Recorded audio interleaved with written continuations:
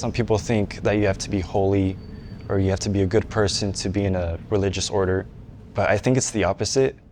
We join orders because we're weak, really. We need that structure to lead us, and we need those brothers to keep us accountable. My whole life I've been asking why. I was finding success in different areas of my life and just still being like, what next? Just this continual yearning that could never be satisfied. I've been going to school for about 4 or 5 years, engineering, and I didn't feel like it fit. It was a low point in my life. It was at that moment that I decided to reach out to God, and that was kind of the first catalyst for this whole conversion experience. You hear of some men where their moment of conversion or kind of that vocational spark comes at kind of low points, but for me it was at a peak. I loved my job. I was in a great relationship. My earnings were at a peak, and then it was just like a bolt of lightning. It was just like everything was shaken up.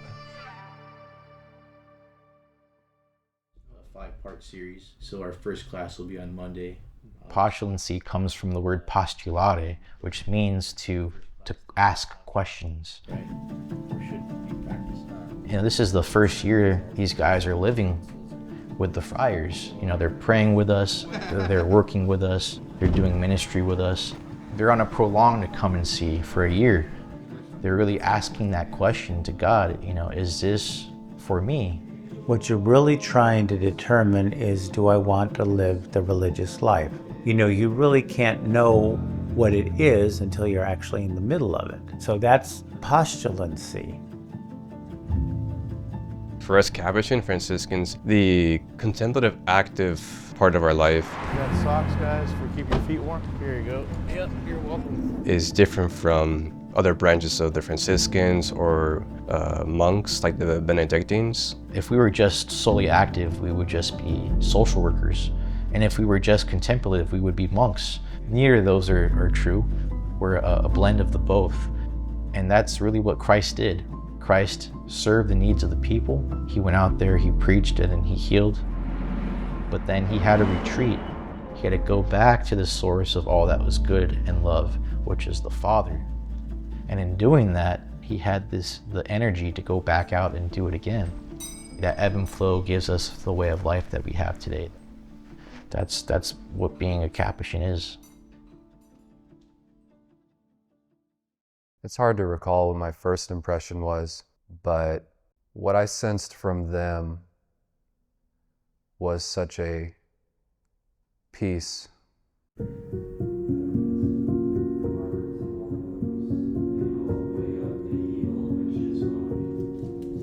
Christ was the Prince of Peace. They radically lived that out. They walked away from the contemporary culture into a lifestyle continually dying to self, and then being content with that and trusting in that and God's ultimate plan. That's what I really liked. At first, I had no idea what I was doing when I first joined, but really, their way of life, it's really simple. It might seem like a lot to do 4 prayers a day and spending time in silence, but really, it makes it a lot easier when you have your brothers with you. I loved the structure. I mean, this is a more contemplative life, so it's really a gift because, I mean, we just don't have that opportunity much in life. This is about discerning. This time, it's about discerning God's will. Just being able to slow down. So one part of the charism of our order is just kind of that release from the world. We give up our phones. Some people think that's a lot harder than it actually is. But once you do it, it's as if a weight has been lifted off your shoulders. It's been a joy, like not having to keep up with everything that's going on in the world. Once you give those things up, you can finally focus on God. You're finally free. Freedom is not the ability to do what one wishes, but what one ought to do. And that's what I feel religious life is that freedom to do what we ought to do, and that is God's will. And that's where we find the most joy, the most fulfillment. being able to know what God's commands are and what He wants from you, being able to do those things freely. That's what freedom is ultimately in life. Probably one of the bigger things is the communal nature of our life. We live together in communities. You know, we try really not only to say we're brothers, but to really live that out. They just have such a joy, and like, there's a lot of laughter. I remember in the first month here, I'd laughed so much in that first month, and I still do. I laugh every day with these guys. I don't know if it's because we're in prayer and quiet and we don't have many distractions, so what that does, it's made me really, really happy to be in a community with as much lightness and acceptance. I think that's one of the draws to the Capuchins as well. Just all of them are just so human. None of them pretend to be a saint. There's no posturing there. Wow. It takes 3 friars to open a package of socks. That's something that we can all learn from, just to acknowledge this is who we are. We're human. These are our faults. And it's God who can bring us past those faults. In the world's eyes, what is peace, right? We think of peace as a feeling. That feeling comes and goes, right, through the circumstances of life. But the peace that we are talking about is the peace of Christ, which is an overarching joy that no matter the good or the bad that happens in your life, you have joy that Christ called you, that Christ died for you, that Christ has a plan for your life. Despite the obstacles that may come your way, you have peace because you know that you're loved by God.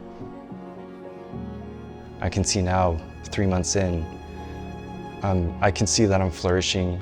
There's a lot more peace in my life. I wouldn't be here if I didn't think that this is where God wanted me. It's been very powerful. It feels like it's where God wants me to be. If you're feeling that tug, I discerned for 6 years, but it doesn't go away. You owe it to yourself to try it. We come in broken, we come in wounded, we come in still in need of healing. That's maybe the very reason why God called you, because He's not done with you, right? This life is not only for other people, but it's also for yourself, for your own sanctification. This is the way that God feels that you will become holy, that you will grow. If you feel some kind of pull in your heart, jump in the pool. A good father will never let his son drown. It'll make you a better person at the end. Even if you don't stay, you will be a better man and a better Catholic for it.